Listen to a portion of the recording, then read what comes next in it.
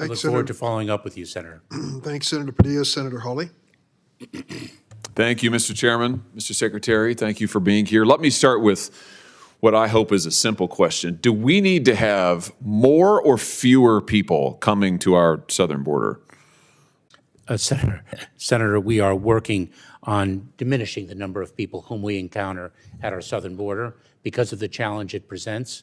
We're trying to build lawful, safe, and orderly pathways to accomplish that. Okay, fewer. So we need to have fewer, which means we need to roll back incentives to come. So I would have thought that would have been the answer.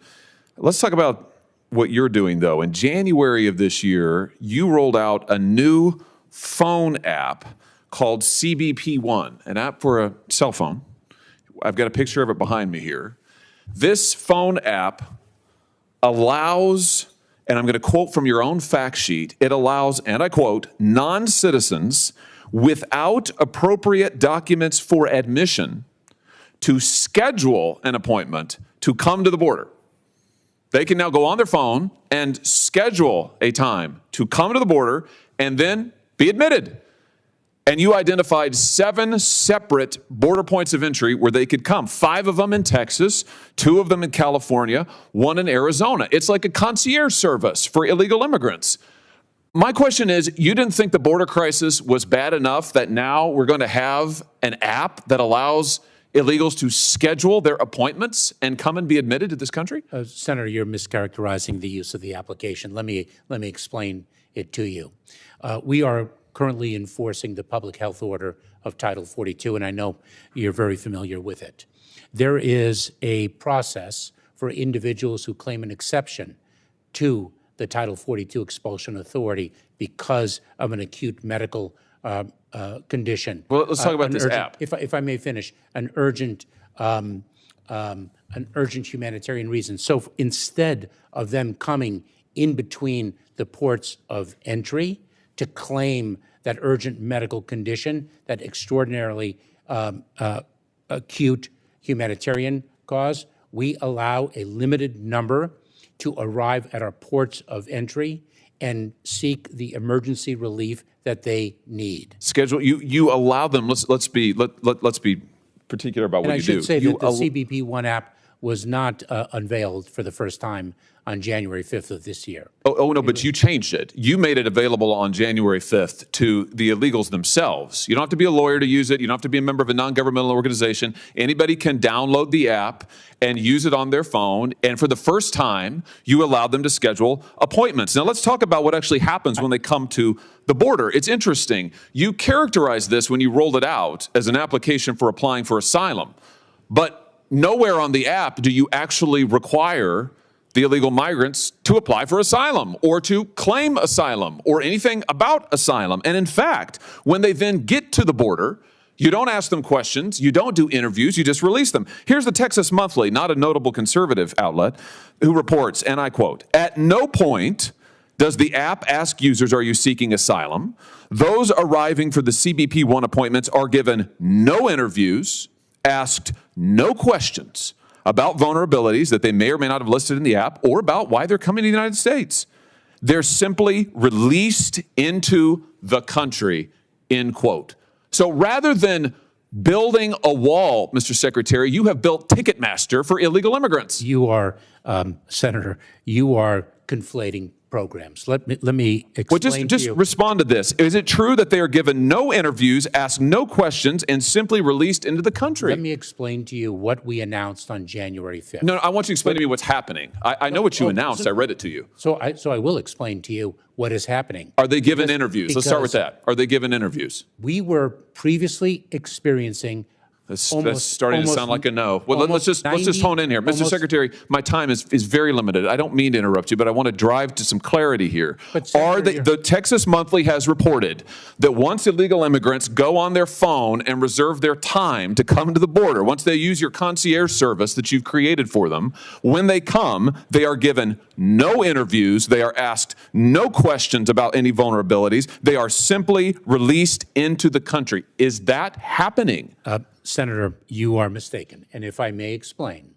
Are they given interviews? If I may explain, individuals who seek parole under our January 5th program. This Senate hearing exploded into one of the most intense immigration showdowns of the year. Missouri Senator Josh Hawley directly challenged Homeland Security Secretary Alejandro Mayorkas over a phone app critics are calling Ticketmaster for migrants. The app, CBP-1, the accusation that it allows migrants to schedule appointments at the southern border and be released into the United States with little oversight. What followed was a heated exchange over asylum policy, parole authority, Chinese nationals at the border, and whether the administration is building walls or building apps. Let's break it down. For Cubans, Haitians, Nicaraguans, and Venezuelans are screened and vetted before they arrive at our border. Wait a minute. No, they go on the phone and they just reserve a time, and then they show up and they're given nothing. Listen to this. Even immigration advocates are amazed about this. Here, also from the Texas Monthly. Here's one immigration advocate whose first name is Orta. She says, that's the crazy part. Nothing in this new program requires you to actually seek asylum. Somehow, we've decided to punish those who arrive at the border without the app, who may be seeking asylum, but we just let in anybody who may or may not have any particular reason to seek asylum, so long as they've made an appointment on your Ticketmaster app. This seems crazy to me. Senator, it's a complete mischaracterization of the program that we announced and are implementing. So how many people have used the app then? That you are referring to. So if I can explain. How many people have used the app? So we had a significant surge of Cubans. How many people have used the app? Nicaraguans and Venezuelans. Mr. Secretary, you're here to answer my questions. How many people have used the app? Tens of thousands have sought to make an appointment at the port of entry under our parole program. Okay, good. How many have been admitted without an interview at the border? You are, again, inserting a fact that does not belong in your question. So if I can, I will get you the precise. I'm reading to you from public reports about how your own app works. You're just blanket denying. Actually, you're not quite denying it. You're saying that maybe we don't understand. Apparently, I don't understand. Texas Monthly doesn't understand. Immigration advocates don't understand. You're the only one who understands, yet you won't answer my question. How much did this cost to develop, by the way?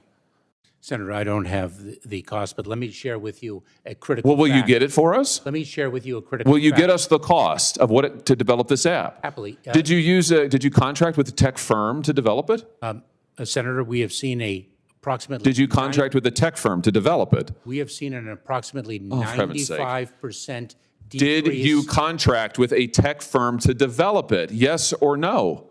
Senator, this was led by U.S. Customs and Border Protection, our technical experts within the agency, and I certainly will get an answer to your question whether outside consultants were utilized you don't in the know. development process. You don't know. May I explain to you, since you have a misunderstanding of the program, what it is and the impact, the positive impact it has had on encounters of these four populations in between the I just ports of want to know entry. why it is that you are allowing people to come to this border to make appointments, to not be interviewed, and then how many have just been released? Is it true, by the way, as the Texas Monthly reports, that they're simply released into the country on official parole? And get this, they're not given, according to their reporting, any kind of follow-up. Their court dates are in immigration courts, the Texas Monthly reports, not even necessarily asylum trials. They're often general deportation hearings where defendants can make arguments for remaining in the country. Is that true? That is a completely mistaken understanding of how the immigration process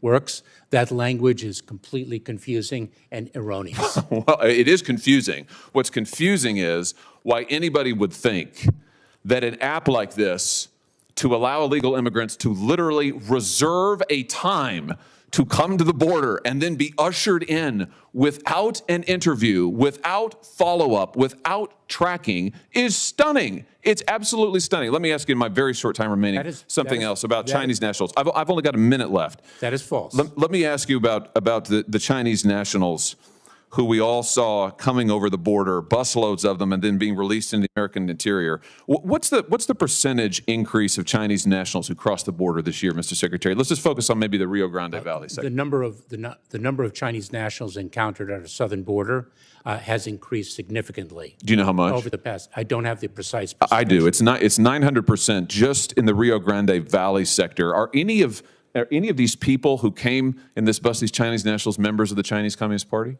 Senator, if an individual presents a national security or public safety threat, we detain them during the pendency That's of not, but that's not what I asked. I asked if they're members of the CCP. during the pendency of their removal proceedings. Are any of these individuals members of the CCP? So I think if there's about indeed- 70 who came on this bus. If indeed they are determined to be a national security threat or a threat to public safety, we detain them pending their removal proceedings. Were any of these individuals detained, or were they released into the interior of the country? I don't have awareness of that particular group of individuals.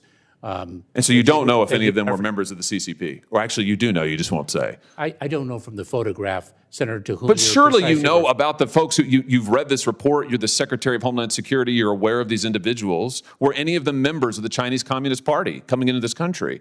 Senator, you're providing me with a group of individuals without names, identities, or So you're not information. familiar with this incident that was widely reported on at the southern border? Don't you think it's strange that we have busloads of Chinese nationals coming across our southern border?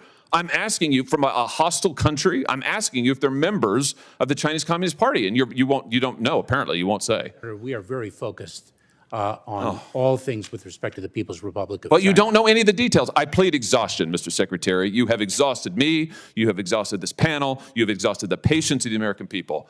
You should resign. Senator Welch.